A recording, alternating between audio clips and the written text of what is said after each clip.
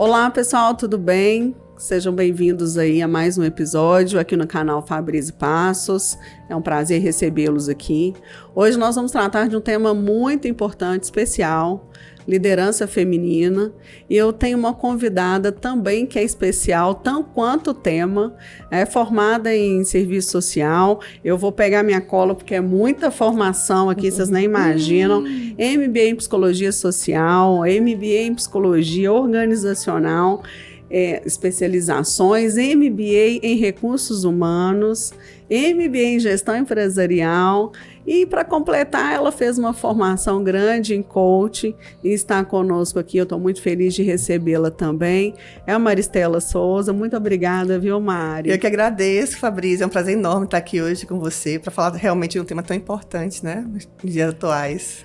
Muito obrigada, feliz demais, né? Sua carreira é uma carreira de sucesso. Fala pra gente um pouquinho aí da sua carreira, para as pessoas entenderem o seu processo, a sua atuação, a sua chegada na área de RH, né? Como que é isso? Então, Fabrício, eu tenho a formação em serviço social, como você falou, e atuei durante 5 anos em uma empresa de grande porte lá na Bahia. Eu sou baiana de Salvador. Então, eu sempre tive muita vontade de ter uma atuação mais abrangente em recursos humanos. E eu vi que para isso eu precisava realmente criar alguns caminhos de formação. Então, eu fui fazendo aí alguns cursos específicos de RH, especializações, psicologia social, organizacional. E eu tive a primeira oportunidade de atuar como gestora de RH há 22 anos atrás, foi em 2021, não, 2001. Uhum. Ai, gente, eu tô me perdendo nas datas, né? Então, eu continuo daqui. Uhum. E eu tive a oportunidade de atuar como gestora de RH em 2001, né? Foi na automotiva, lá na Bahia, no Complexo Ford. E para mim foi já um grande desafio, né? Porque sabia que no processo de seleção eu já tinha, assim, a grande maioria era de homens, né? Uhum. E eu fui selecionada. E a gente sabe que a indústria automotiva também é uma indústria que tem a predominância muito masculina. Sim. Então eu comecei minha trajetória, né, na indústria automotiva como gestora de RH. Uhum. E depois eu fui convidada para assumir um novo desafio aqui em Minas Gerais. Aí foi o motivo da minha vinda para Minas, e eu assumi a unidade aqui em Betim, que era a maior planta da América Latina. Então, para mim foi uma experiência assim, fantástica, né? Novos desafios, e com isso eu fui vendo a necessidade de cada vez mais, né, de me aprofundar na área de RH. Como gestora, eu precisava ter uma visão mais ampla, estratégica. Então foi aqui que eu fiz o MBA em Gestão Empresarial, na FGV, porque de fato nos traz aí um conteúdo muito importante para a gente poder atuar com um RH estratégico, né? Que essa era a minha proposta sempre. Muito bom. E faz muito bem com excelência, viu? Obrigada. Nós tivemos oportunidade aí de desenvolver vários trabalhos juntos, né? E é sempre muito bom a gente estar junto aí. E aí da automotiva eu, né, migrei para mineração e estou atuando na empresa, né, na Komatsu, já também há 12 anos. Que também é uma indústria que tem uma predominância muito masculina, né? A mineração, que a gente tem buscado trabalhar aí para a gente ampliar aí o nosso espaço feminino também na área. Isso é importante, né, Maristela? Assim, várias engenheiras que nós conhecemos, né, com formação, têm um pouco de dificuldade, às vezes, para entrar em alguns cenários. Eu estou falando da engenharia, mas isso acontece em todas as profissões, né? A gente vê o número, publicações, muitas pesquisas que relatam a questão da liderança feminina dentro do ambiente de trabalho. Mas antes de entrar nesse processo da liderança, eu queria que a gente falasse um pouquinho da mulher inserida no ambiente de trabalho, né? O quanto de desafio nós temos, o quanto em RH, né? E a minha passagem por RH também, ela é grande, né? Em algumas empresas. E a gente percebe em alguns casos específicos essa dificuldade da inserção da mulher no ambiente de trabalho. Como que você percebe isso de uma maneira geral hoje no mercado? Né, até no nosso relacionamento ali com as amigas, a gente escuta alguma coisa, né? O que você percebe nesse cenário, Mari? Então, eu vejo que a gente evoluiu muito na discussão do tema, mas ainda temos muitos desafios. Então, eu sei que a gente tem conquistado aí espaços e ambientes que são predominantemente masculino, mas ainda precisamos trabalhar muito o mindset, a mentalidade das pessoas, para que haja uma inclusão de forma mais adequada, de forma mais natural. Porque é até complicado falar assim, inclusão, né? Quando a gente fala assim, pô, inclusão da mulher, mas ainda é dessa forma que a gente tem tratado nas organizações. Então, acho que a temática da diversidade e inclusão, hoje em dia, tem ajudado muito a quebrar algumas barreiras. Quando a gente fala também do ESG, que também é uma visão mais forte, mais estratégica, que as organizações também têm trazido para o seu dia a dia, também tem aberto portas para as mulheres. Mas eu vejo que a gente precisa trabalhar ainda alguns preconceitos ainda existentes, né? E isso aí se dá no dia a dia, realmente são treinamentos, são conversas, são as ações específicas e principalmente com o apoio da alta liderança. Então, trazendo um pouco para a minha realidade hoje dentro da Komatsu, a gente tem aí estabelecido aí uma meta para a gente poder crescer em número de mulheres na nossa organização. Então, eu tenho orgulho de falar que nesses 2 últimos anos, a gente teve um aumento aí de 33% de mulheres na nossa organização. Olha! Né? E 26% em mulheres em cargo de liderança.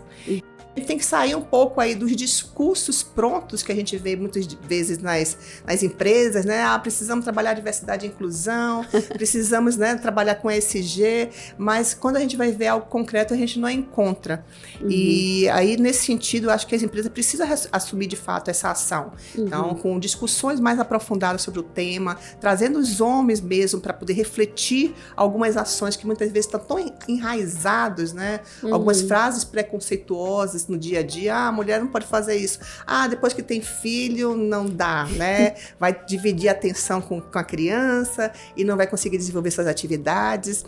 E, inclusive, a gente fez um trabalho recentemente quebrando, desconstruindo algumas frases preconceituosas como essa, né? Então, lugar de mulher na cozinha. A gente mostrou fotos de mulheres operando equipamentos de mineração.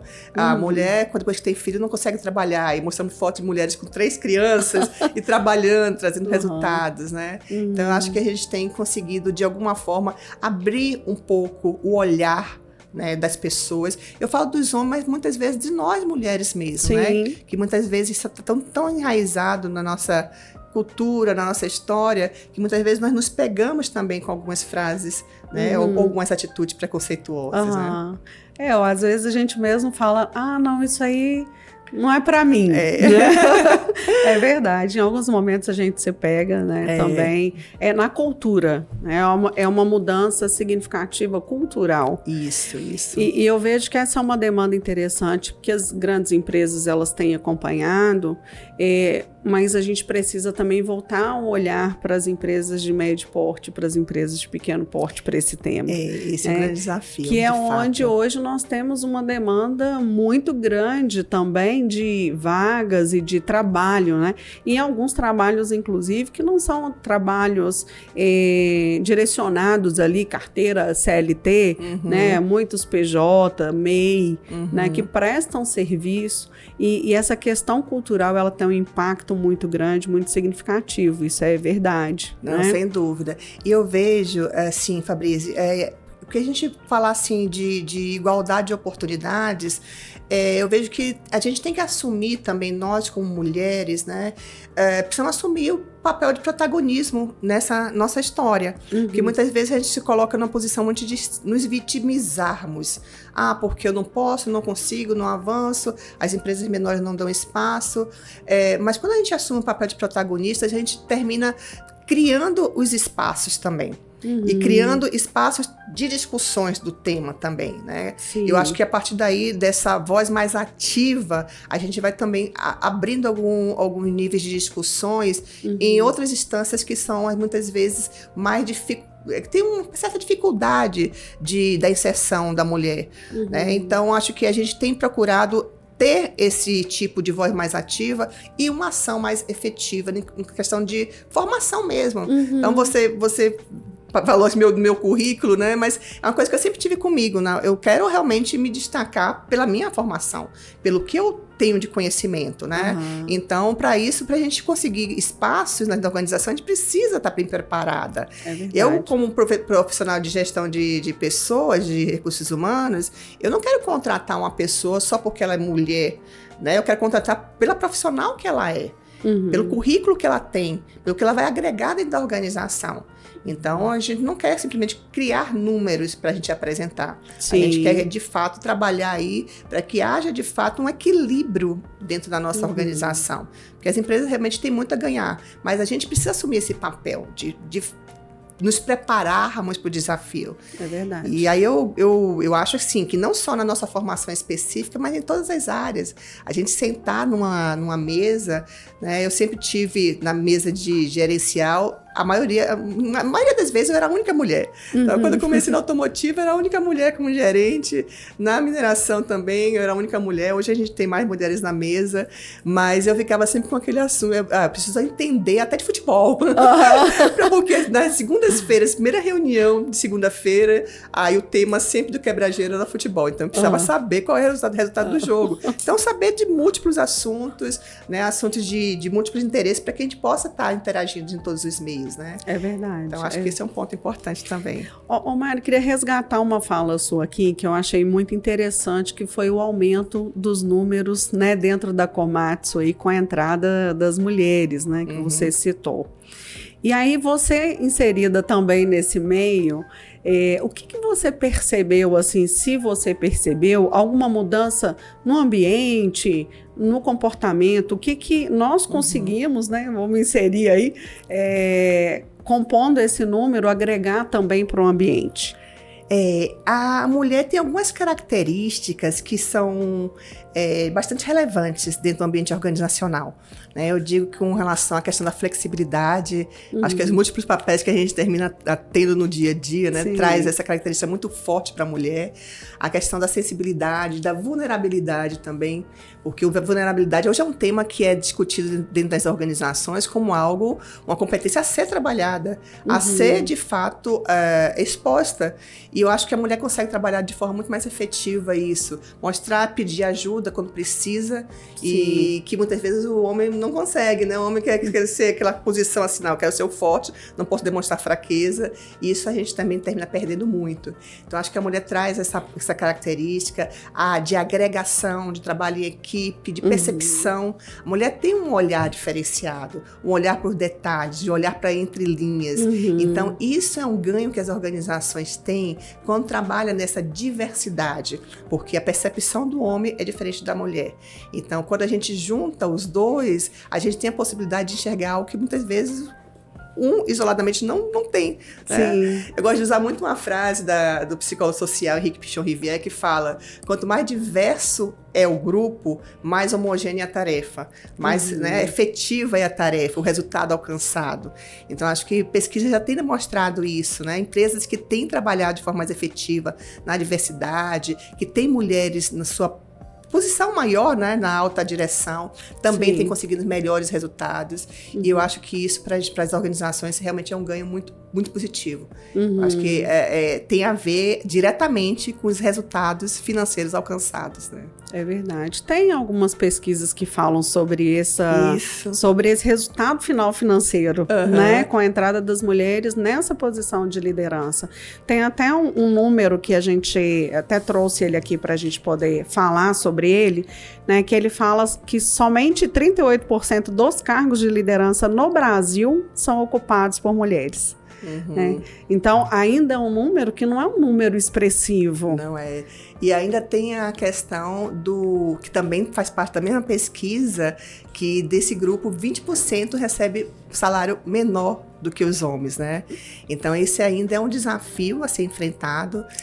Muitas vezes as organizações não têm um olhar de equidade, de igualdade, de forma efetiva, e termina trazendo aí salário diferenciado nesse sentido que tem sido apresentado nas pesquisas, né? É verdade. Então, é um ponto a ser né, superado, né, em relação à questão da inserção da mulher, da liderança da mulher na sociedade, nas organizações também, né.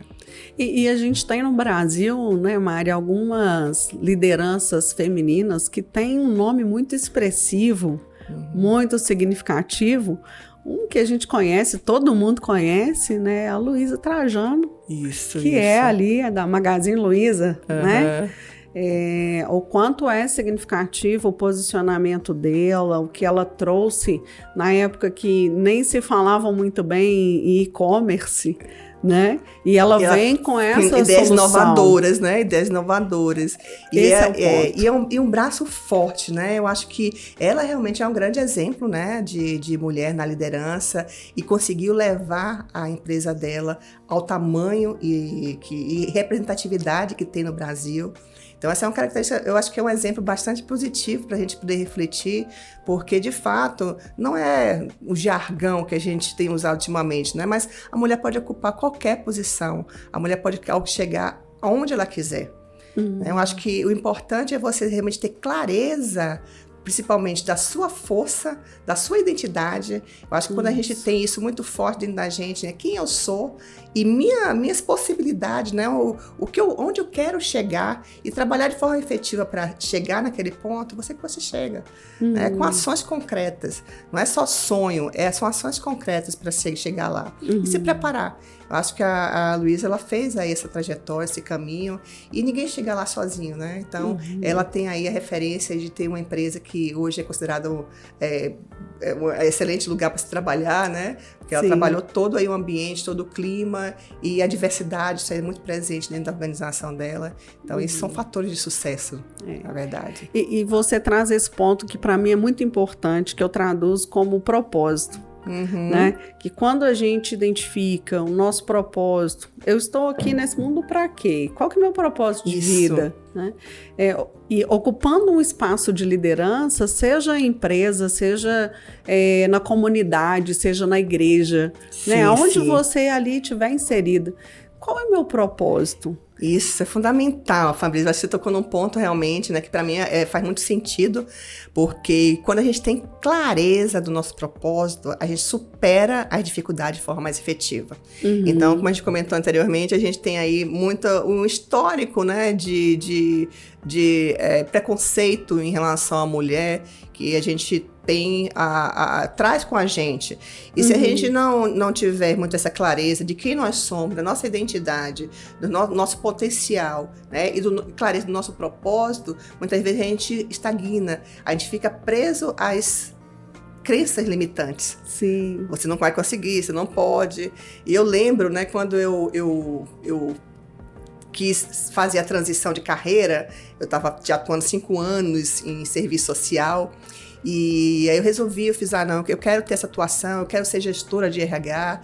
E aí eu resolvi, nesse período, sair da empresa que eu estava trabalhando e fui para o exterior, porque eu sabia que o inglês era importante. Eu precisava adquirir o idioma.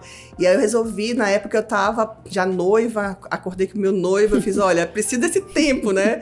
E aí eu acordei 6 meses, fiquei 6 meses na Nova Zelândia. E foi daí que eu pude realmente aprender o idioma, né? Voltei com o inglês e eu já tinha duas especializações em inglês. E aí eu lembro que o primeiro processo seletivo que eu fui fazer para analista de RH, a pessoa me falou assim, olha, você não tem mais possibilidade de mudar de carreira. Você já tem 5 anos atuando na área de serviço social, então você tem que continuar na área de serviço social. Então, tipo assim, esquece, né? E aí me deu um banho de água gelada. Eu fiquei, meu Deus, será que é isso mesmo? E aí depois eu, né, processei toda aquela situação. Eu tinha clareza do meu propósito. Eu queria ser uma gestora de RH.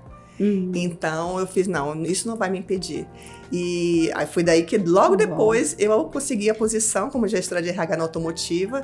E foi interessante que depois eu mudei para Minas Gerais, esse mesmo consultor me ligou para falar assim, eu tô com uma vaga de gerente de recursos humanos aqui, você tem interesse? Aí eu fiz, não acredito que ele tá me ligando. Você lembra de mim? Você falou que eu não ia conseguir. Então, assim, isso é uma dica que eu deixo, que eu acho que a gente tem que ter muito esse foco, porque os boicotadores dos nossos sonhos, a gente vai encontrar bastante. Muitas vezes somos nós mesmos. Então, a gente tem que ter esse foco. E preparo. Isso aí, a gente teve recentemente esse webinar com o nosso time de mulheres, né, contando histórias inspiradoras. E todas elas, as 6 pessoas que nós entrevistamos, falaram da importância da formação, do preparo. E elas chegaram onde chegaram com esse engajamento. Então, eu acho que é uma dica que eu deixo para as pessoas que busque realmente trabalhar na sua formação, busque no seu preparo acadêmico, busque aprender novos idiomas, busque ler livros diferentes, conhecimento diferente, porque isso agrega muito no nosso processo, no nosso dia a dia dentro das organizações. Né? É verdade. E essa preparação, né, Mário, eu queria trazer um pouquinho para a nossa liderança também em casa, em outros ambientes, que é a mesma preparação, né? Que é o mesmo olhar para o nosso potencial, que é o mesmo olhar para o propósito que eu tenho. Qual propósito eu escolhi? Né? E se for para ser em uma empresa, ótimo, vamos ter vários desafios. E se for para ser fazer a gestão da minha casa com os meus filhos, também teremos outros desafios. Isso. Né?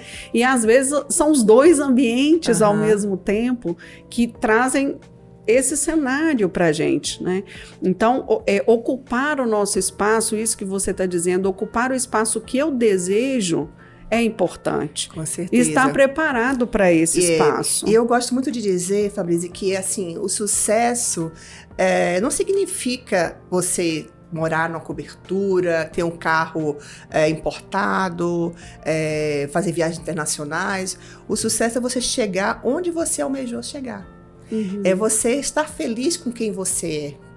É você valorizar as pequenas conquistas, tem a ver com gratidão. Que muitas vezes você quer chegar numa posição, né, tal, mas você tem uma trajetória até chegar ali. E você valorizar cada etapa dessas conquistas. Isso é importante. Isso é você ser líder da sua própria vida também.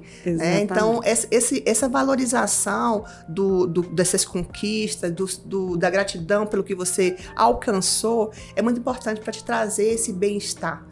Porque as mulheres têm uma tendência a ter um sentimento de culpa, né? Eu acho que a gente fica aquela coisa assim, porque eu tô viajando, perdi a apresentação do filho na escola. Então, a gente tem sempre que lidar com esse sentimento de culpa. Então, quando você procura, de alguma forma, trabalhar de forma mais efetiva isso, com equilíbrio, e até de forma um pouco mais também racional, fica mais leve a sua trajetória, né? Então, acho que são pontos que a gente precisa, de fato, também refletir no nosso dia a dia, porque a gente vai estar liderando, como você falou, às vezes em casa, é a situação em família, é o trabalho, é o seu dia a dia, e a gente precisa buscar, de alguma forma, a gente ter esse equilíbrio internamente também, para a gente refletir isso no nosso dia a dia, né? E esse ponto é um ponto interessante, essa nossa cobrança. É a cobrança de que em todos os cenários tem que estar tudo certo, em ordem. Perfeito. Né? Então, é um cuidado, sim, que nós temos que ter com esse nível de cobrança, né? Encaixar o propósito nisso tudo, alinhar com as pessoas que estão em volta. Olha, esse é o meu propósito para que eu me sinta realizada. Justamente. Né? Porque a gente precisa também desse momento e desse espaço. E até essa rede de apoio, né? Como eu falei, eu tive, né... eu tenho um marido que sempre me apoiou, desde a época que éramos noivos, então ele me apoiou, fazia viagem, me apoiou em todo o período de trabalho, que eu sempre viajei muito, então tinha já filhos, então eu ficava com o filho em casa. Então, e essa rede de apoio também é importante. A gente sabe que a gente não consegue as coisas muitas vezes sozinho. Então, a gente tem que buscar trabalhar para que as pessoas ao nosso redor estejam na mesma sintonia nossa, né? Para a gente poder, de fato, continuar tendo o crescimento, chegar onde a gente quer alcançar. E outro ponto também, que eu acho que também falando de sucesso, é em relação à questão que a gente acha que não pode fracassar, né? E uma vez eu ouvi uma frase que me faz muito sentido, que o sucesso não é a quantidade de vezes que você cai, né? Mas é o tempo que você demora para levantar de uma situação. Porque às vezes a gente está planejando, a gente quer fazer uma coisa e a nossa vida é isso, tem seus altos e baixos. E quando a gente tem essa visão, a gente tem essa percepção que a gente não é um super-herói, né? Nós não somos, né, mulheres maravilhas. Todo momento a gente tem aí, né, as nossas dores, o momento que a gente está um pouco mais fraca. E isso também nos ajuda a gente superar, né? Não, ok, errei, vamos aprender com que as falhas e seguir em frente também. E aí vem um skill, né, uma habilidade que eu acho que, independente de ser mulher, né, eu acho que uma pessoa no papel, principalmente de liderança, ela precisa estar muito bem apropriada, que é a inteligência emocional. Sim. Então, a inteligência emocional, quando ela está bem forte, né, bem solidificada na pessoa, isso ajuda muito a vencer com mais destreza os desafios, as dificuldades e trazer a equipe também em conjunto. Então, a gente estamos passando aí por pandemia, né, período de pandemia, e líderes emocionalmente preparados conseguem trazer, mesmo em períodos difíceis, né, desafiadores, como foi esse da pandemia, o grupo em conjunto, trazer o grupo para um outro patamar, um outro nível, para a gente continuar avançando no sentido de alcançar sempre os melhores resultados. Não, perfeito, perfeito. Acho que realmente esse é o cenário que a gente encontra, né, que são os desafios, que mexe muito com a inteligência emocional o tempo inteiro. Né? E a mulher, de uma maneira geral, culturalmente, ela é vista como mais frágil, mais emocional, menos racional, né? E eu queria que a gente falasse um pouquinho desse cenário aqui, do equilíbrio da emoção com a razão, que também faz com que a gente tenha um posicionamento diferente nas empresas e aonde estivermos aí no papel de liderança, né? Como é que você percebe a atuação da mulher hoje, tentando equilibrar e demonstrar, né, que somos capazes, sim, de ter equilíbrio nessa balança aí, Mari? Eu vejo que a mulher, essa habilidade, né, de você saber conciliar a emoção à razão, eu acho que é uma habilidade que tem que ser para ambos, né, homem e mulher, né? Sim. Falando da mulher, a mulher tem a característica mais da sensibilidade, né? Eu acho que isso a gente não pode perder. Eu acho que essa acessibilidade a gente consegue ter ganhos. Hoje em dia as empresas, as organizações estão trabalhando de forma muito mais intensa a questão da saúde emocional. Perfeito. E eu acho que nós mulheres, a gente tem esse feeling, essa coisa muito bem aguçada. Então, a gente está conversando com a pessoa, às vezes, pela voz, a gente percebe, peraí, tem alguma coisa errada, sua voz não está não tá no normal. Às vezes, o olhar da pessoa, e isso a gente está treinando os nossos líderes homens a ter esse olhar também, porque a gente precisa trabalhar isso nas organizações. Se a gente já fala de ambiente que as pessoas possam, realmente, não dá para separar o indivíduo, né, pessoa do profissional. Então, ele vai para a empresa com toda a sua carga, todas as suas questões, às vezes problemas, e vai impactar no dia a dia. Sim. E eu acho que a mulher tem essa capacidade, e sendo trabalhada de forma efetiva, né, o seu controle emocional, porque muitas vezes a gente tem vontade realmente de fazer alguma coisa. Não, peraí, extrapolar um pouco, né, nas emoções, né? Mas quando a gente tem esse nível de consciência da importância do equilíbrio e de usar de forma efetiva essa habilidade que a gente tem da sensibilidade, a gente tem muitos ganhos. E a gente consegue influenciar também o ambiente masculino. Perfeito. Né? Eu acho que isso é um ponto fundamental. Como eu disse, meu ambiente é predominantemente masculino. Hoje a gente já avançou no número de mulheres na nossa organização, mas a gente tem aí ainda um espaço ainda a crescer, e a gente precisa trazer os homens para esse olhar, porque a organização hoje clama por um olhar diferenciado. A gente não pode ser somente razão, a gente não pode olhar somente para os números, a gente tem que olhar para a pessoa como um indivíduo, como uma pessoa específica que precisa ser tratada de forma específica. E isso, eu acho que a mulher tem isso muito forte e consegue de forma mais efetiva trabalhar e influenciar a equipe, né? Como seu entorno. Uma vez eu estava conversando até com um candidato para uma oportunidade, e ele me contando um pouco do momento dele de trabalhar home office, e contando um pouco sobre a questão do ambiente de trabalho, que ele sentia falta um pouco do contato e tudo mais. Mas ele traz um cenário muito interessante, porque ele falou assim, olha, mas para mim ficar em casa, para eu ficar em casa, eu não tive problema, eu consegui trabalhar. Agora, a minha parte de trabalho, essa eu tiro o chapéu para ela.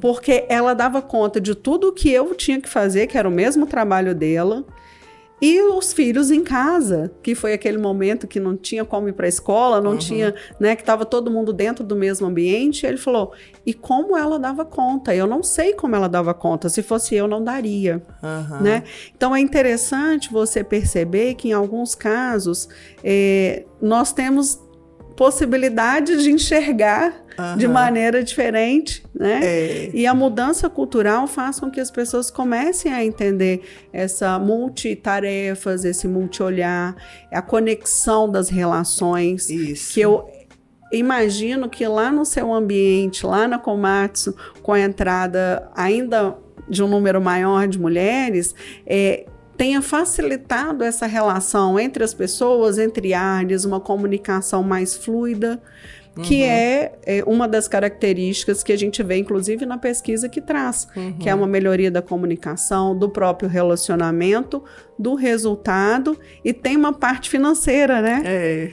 Não, sem dúvida. Agora, um ponto que eu concordo com tudo que você está falando, agora um ponto que eu acho que a gente precisa também desconstruir é a questão até da parceria, né? O homem e mulher em casa. Sim. E muitas vezes a pessoa assim, meu marido me ajuda em casa. E coloca a carga muito assim, a responsabilidade toda da mulher, das coisas, né? Da limpeza, comida e do cuidar dos filhos. E ele até ajuda, né? Mas eu acho que isso tem que ser uma atividade muito bem dividida em casa. A responsabilidade é dos dois. É compartilhada. Tem que ser compartilhada. Por que o marido pode trabalhar em home office tranquilo em casa e a mulher não pode? Porque a mulher fica com aquela responsabilidade de cuidar das crianças, de fazer comida. Então, acho que isso é um ponto que a gente também tem discutido muito isso em algumas rodas, né, de conversa, que o homem precisa realmente assumir o seu papel de casa, né? E não achar que a mulher que tem essa responsabilidade, ele vai somente ajudar. Porque isso é uma carga, um peso muito grande para a mulher no seu dia a dia, né? Mas eu sou muito otimista, né? De natureza. E eu vejo que a gente tem avançado, né? Os homens têm percebido. Eu acho também que, como eu falei, diversidade e inclusão está sendo muito discutida nas empresas.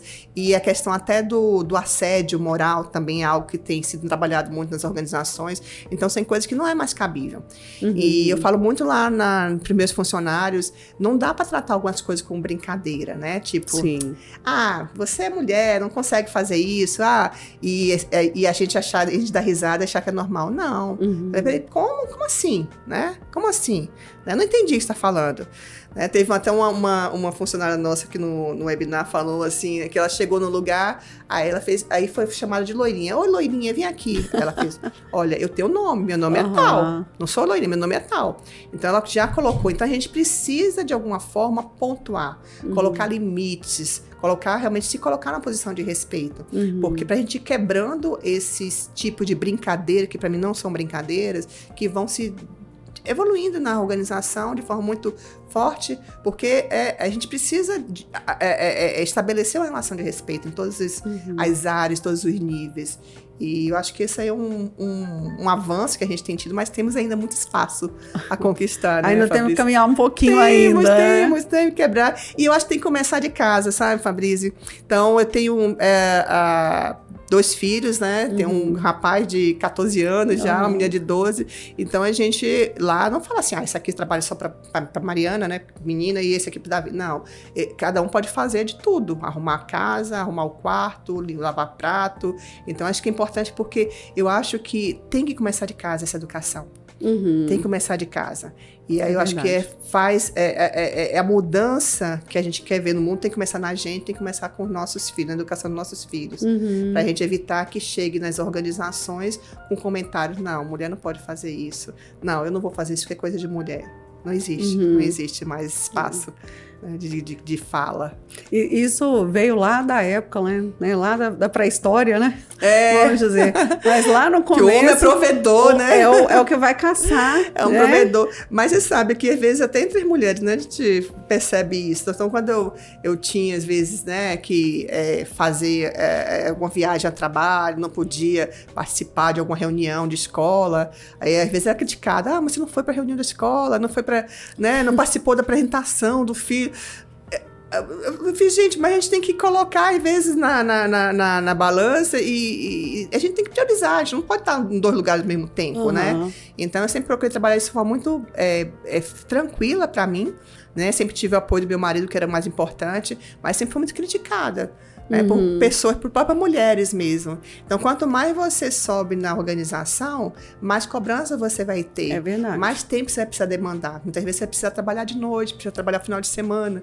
Então, isso às vezes são demandas que acontecem que você vai ter que colocar realmente num ponto de equilíbrio, mas tem hora que a balança fica descompensada em alguns momentos, né? Sim. Então, a minha menina uma vez falou assim, eu comentando com alguém, eu fiz, já tá acostumada, eu viajo muito acostumada. Não tô acostumada, não. Acho que ela tinha 4 anos na época, né? Mas a gente vai compensando, né, de algumas outras formas, né? E a gente garantir qualidade de tempo quando tá com a família, né? É o mais importante, a qualidade de tempo. Qualidade de tempo. Você estar com a família. Justamente. Não adianta você passar o dia todo sem dar atenção para a família, né? Sem estar ali. E eles sentirem você presente, né? Exatamente. Então, eu já participei de apresentação de Dia das Mães de longe, online. A pessoa filmando pra mim e eu vendo, né? Chorando lá do aeroporto. Chorando assim, vendo a apresentação, né? Então, a gente não pode perder essa acessibilidade, essa presença mesmo distante, né? No dia a dia da família. Porque, às vezes, a profissão, a posição de gestão vai demandar um tempo maior. Mas eu acho que a gente consegue aí trabalhar de uma forma que não se traga culpa pra gente. É verdade. Não traga culpa. E isso acontece de uma maneira maior no feminino, né? O masculino já não se cobra tanto, é normal, né? Natural. E é interessante você falando isso, né? Porque eu, quando eu vim transferida para Minas Gerais, eu vim pela automotiva e eu que vim transferida. E na época, meu marido, ele saiu, né, da empresa que ele trabalhava e veio comigo. E as pessoas, como assim? Como assim? Ele largando? Ele saiu do emprego. E isso era tão tranquilo na gente, porque a gente viu, né? O que é mais interessante hoje? Qual que é pra família, o cargo, né? Também, a posição que tem mais possibilidade de crescimento nesse momento, né? Então, a gente colocou isso na balança, a gente conversou muito. Então, eu vim, ele veio, né, comigo, que a gente também não abria mão de estarmos juntos, não dava para ficar um lá, outro cá. E aí, depois ele se recolocou aqui, ele também é um profissional de sucesso, né? Que bom. Gestor de RH também. Ah, perfeito! Gestor, então, tem muito assunto para trabalhar em casa. Assunto o tempo inteiro. Mari, assim, nossa, eu acho que esse é um tema tão importante, a gente ainda tem tantas coisas para poder falar, eu acho que nós vamos ter que marcar outros episódios aí, viu? Para continuarmos o assunto. Com certeza. Mas vamos caminhar aqui para a finalização e eu queria te fazer uma pergunta, e na verdade não é uma pergunta, é te fazer um pedido aqui, né? Que você pudesse deixar um recado para todas as mulheres que estão nos ouvindo e participando agora conosco aqui no podcast. Que recado você daria, né, para essas mulheres, ou que estão, para nós mulheres que estamos ou inserindo no mercado, numa carreira nova, ou que já estão aí num desafio de alta gestão, porque sabemos que é desafiador você ocupar uma posição de liderança, principalmente nos cargos de diretoria, isso realmente é bem complicado, mas qual mensagem você deixa para nós nesse momento aí? A mensagem que eu gostaria de deixar é que, primeiro, que não desista dos seus sonhos. Eu acho que o sonho é uma mola propulsora da nossa vida. Então, quando a gente para de sonhar, a gente realmente estagna. Então, a gente tem que ter clareza onde a gente quer chegar, ter o sonho e trabalhar nesse sentido.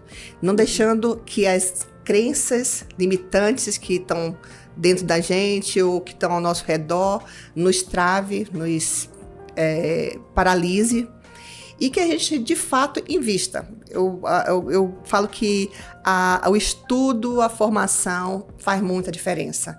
Então, invista mesmo na formação, em cursos, especializações, idiomas, para que de fato a sua bagagem, o seu conteúdo fale, né, por si só.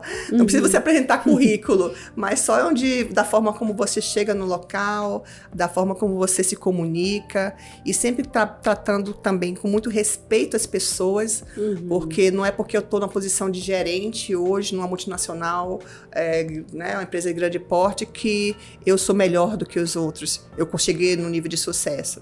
Então, acho que a gente tem que, de fato, valorizar a todos que estão ao nosso redor de forma respeitosa, apoiar também. Eu acho que a gente tem que, o que a gente recebe, a gente tem que retribuir.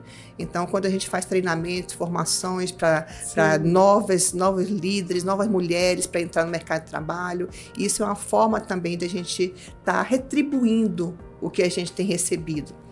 Então, acho que são pontos que eu gostaria realmente de destacar. Invista na sua carreira, invista, mas não perca a sua essência. Não perca a sua essência, né? E procure, de fato, proporcionar esse ambiente que a mulher consegue fazer muito bem, de forma muito efetiva, que seja saudável, né? Para todos, valorizando aí as diferenças. Que bom, muito obrigada. Estou muito feliz de a gente ter participado aqui desse momento juntas. Ai, foi ótimo. Primeiro podcast, a gente nunca esquece. Nunca esquece, né? Você é uma referência, assim, a forma com que você trata as pessoas, os desafios que você já enfrentou, alguns eu já consegui acompanhar aí, né? Inclusive apoiando vocês lá na Komatsu, mas essa referência, né, de trazer as mulheres para o processo, de ajudar as pessoas a serem inseridas. Então, assim, eu queria te parabenizar também, né, pelo seu trabalho, pela sua dedicação, pela sua evolução na carreira. E eu fico muito feliz de ter te conhecido, né, lá atrás, em um treinamento, né, e a gente ter conseguido manter todo esse contato que a gente mantém é muito importante. E é importante para mim você estar aqui comigo também, viu? Eu que agradeço. Eu acho que na nossa vida a gente termina atraindo pessoas que têm também valores similares. Eu digo mesmo de você, admiro sua carreira, sua trajetória, e de fato você tem ajudado muito os RHs, né, as organizações, a também dar esse salto, né, na preparação de liderança mais efetivas, emocionalmente mais preparados também. Então, eu que agradeço. Foi assim um bate-papo ótimo. De fato, eu quero ter mais oportunidade para a gente falar mais. Muito obrigada. Pessoal, muito obrigada por participar conosco, ter assistido aqui sobre liderança feminina. Foi um bate-papo muito agradável aqui com a Maristela. Eu espero que vocês tenham gostado. Continuem aí seguindo o nosso canal, compartilhe o vídeo. Estamos aí também nas redes sociais, pelo Instagram, pelo LinkedIn. Vai ser um prazer aí manter contato com todos. Até breve, até o nosso próximo episódio.